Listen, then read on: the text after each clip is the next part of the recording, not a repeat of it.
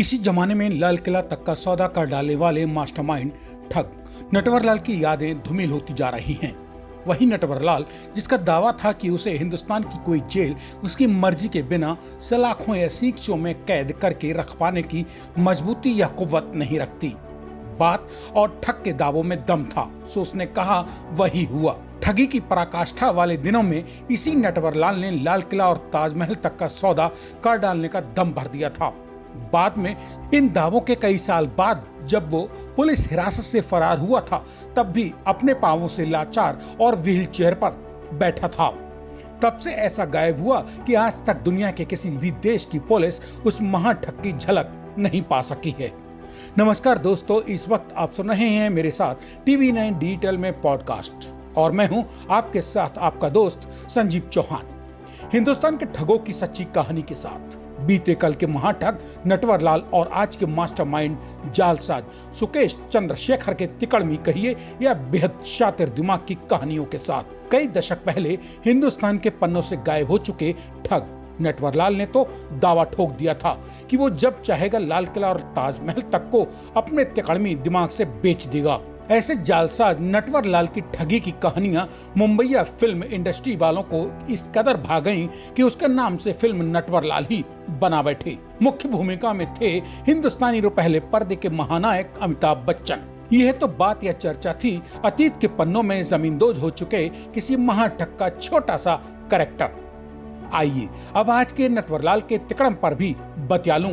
इस वक्त मेरे साथ पॉडकास्ट की इस कड़ी को सुन रहे TV9 डिजिटल के बहुत से शोधी श्रोताओं के साथ आज का वो महाठग जिसने जार जार कर डाला है एशिया की सबसे मजबूत यानी चाक चौबंद समझी जाने वाली तिहाड़ जेल को। वही तिहाड़ जेल जो मौजूद है हिंदुस्तानी हुक्मरानों की नाक के नीचे। वही तिलिस्मी तिहाड़ जेल जिसके नाम से कल तक जमाने में अच्छे अच्छे शरीफ और अपराधी दोनों किस्म के इंसानों की घिग्गी बन जाती थी। आज के भारत के मास्टरमाइंड तिकड़मी महाठग और 200 करोड़ के मनी लॉन्ड्रिंग घोटाले में यहाँ बंद सुकेश चंद्रशेखर ने मगर ऐसी डरावनी तिहाड़ जेल की गगनचुंबी यानी आसमान छूती दीवारों को कर दिया है बौना और यहाँ की काल कोठरियों के दरवाजों सीखचों पर जड़े लोहे के मोटे मजबूत सरियों सलाखों को बना डाला है अपने मन मुताबिक कमजोर यानी प्लास्टिक का सा। मतलब तिहाड़ जेल के मजबूत सुरक्षा इंतजामों को अपनी जरूरत के हिसाब से बौना कर चुका महाठग सुकेश चंद्रशेखर भले ही बीते कल के मास्टरमाइंड नटवरलाल सा रसूख रुतबा न तो आज हासिल कर सका हो, न ही आने वाले वक्त में कभी कर पाएगा, मगर उसके नक्शे कदम पर चलने की कोशिश भर में ही आज के नटवरलाल बनने की जद्दोजहद से जूझ रहे महाठग सुकेश चंद्रशेखर ने जेल की मजबूत दीवारों में तो अपनी आंखों से मनमर्जी देखने का चश्मा तो फिट कर ही रखा है। भले ही सुकेश के सामने बेबस तिहाड़ जेल महकमा अब अपने ही कैदी की हरकतों के चलते क्यों ना इधर उधर मुंह छिपाने को मजबूर हो। मैं जिक्र तिहाड़ में कैद उसी सुकेश चंद्रशेखर के महाठग मास्टरमाइंड दिमाग का कर रहा हूं, जिसने जेल की सलाखों में बंद रहकर भी जेल के जेलर से लेकर वहां तैनात सिपाहियों तक को अपने पेरोल पर रख लिया। एक अदद उस तिहाड़ जेल के तमाम तिलिस्म तोड़ डालने की कामयाब कोशिश में जिस तिहाड़ जेल के रास्तों पर आने जाने से शरीफ आदमी कतराता है। मैं उसी महाठग सुकेश चंद्रशेखर के तिकड़मी दिमाग का जिक्र यहाँ बयान कर रहा हूँ। हिंदुस्तान की सरजमी पर हाल फिलहाल जिससे बड़ा कोई और दूसरा महाठग मौजूद नहीं समझा जा रहा है। ऐसे सुकेश चंद्रशेखर का जिक्र कर रहा हूँ जिसने खरीद डाले जेल के जेलर से लेकर चंद स्वार्थी सिपाही तक। वे जेलर और सिपाही जिनके जिम्मे कभी हमारी हुकूमतों ने की थी तिहाड़ सी सुरक्षित जेल की सुरक्षा की जिम्मेदारी। आसमान छूती दीवारों वाली जेल की काल कोठरी के अंदर सलाखों में कैद सुकेश चंद्रशेखर ने कैसे और कब जेल की सुरक्षा में मौजूद उसके आंख नाक कान यानी सुरक्षा कर्मियों को खरीद लिया। जेल प्रशासन को हवा तक नहीं लगी। दरअसल इसका भांडा तो तब फूटा जब देश की राजधानी दिल्ली पुलिस की आर्थिक अपराध निरोधक शाखा ने एक दिन ऐसे महाठग सुकेश चंद्रशेखर के टुकड़ों पर पल रहे जेल के जेलर, डिप्टी जेलर और सिपाहियों के खिलाफ ही मुकदमा दर्ज करके उन्हें घेर लिया। घेर ही नहीं लिया वरन गिरफ्तार तक कर डाला। मतलब साफ है कि हुकूमत की तनख्वाह लेकर जेल की सुरक्षा में तैनात होने वाले हुकूमत के सगे नहीं हो सके।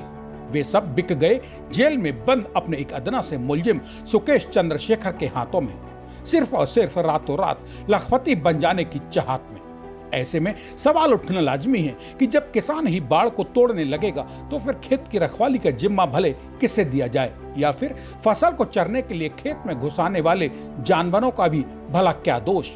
इतना ही नहीं, तिहाड़ की तमाम सुरक्षा व्यवस्थाओं की हकीकत को सरेआम नंगा कर देने वाले ठगी के इस महागुरु सुकेश चंद्रशेखर ने जेल में अपनी एक बड़ी बैरक या कहिए कोठरी तक अलॉट करवा ली, सिर्फ और सिर्फ अपनी जेब में मौजूद काली कमाई के बलबूते और जेल की सुरक्षा में तैनात जेलर साहब व उनके मातहतों को औने पौने यानी कौड़ियों के भाव खरीद कर।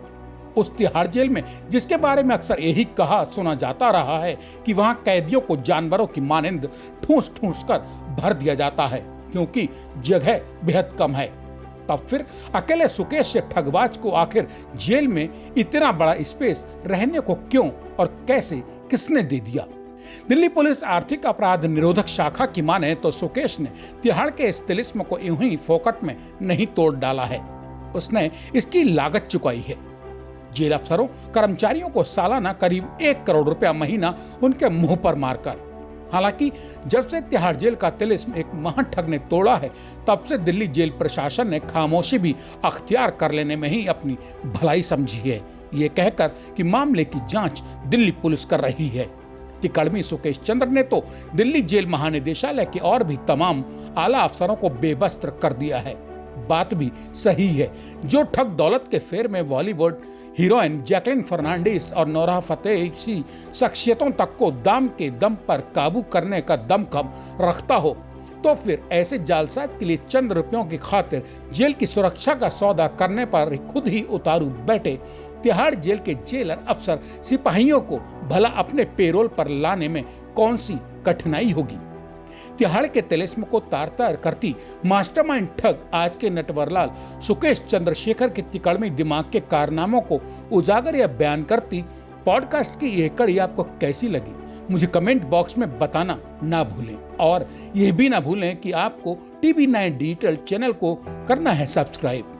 पॉडकास्ट की अगली कड़ी में क्राइम के ऐसे ही किसी और बेबाक किस्से के साथ मेरे यानी अपने दोस्त संजीव चौहान के लौट कर आने का कीजिए इंतजार। तब तक के लिए नमस्कार।